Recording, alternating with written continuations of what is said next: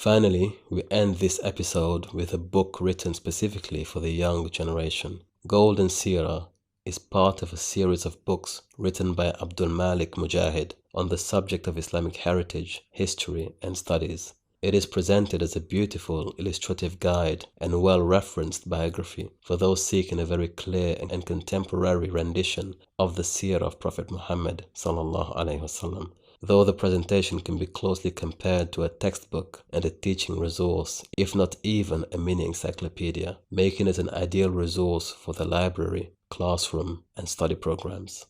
This book is without doubt a beautiful gift for someone who is new to Islam and is seeking to get a very clear and illustrative introduction to the biography of the Prophet Muhammad sallallahu alaihi wasallam. However, it may not be as appropriate for the more mature audience, given the heavy use and reliance on visual representations and glossy images.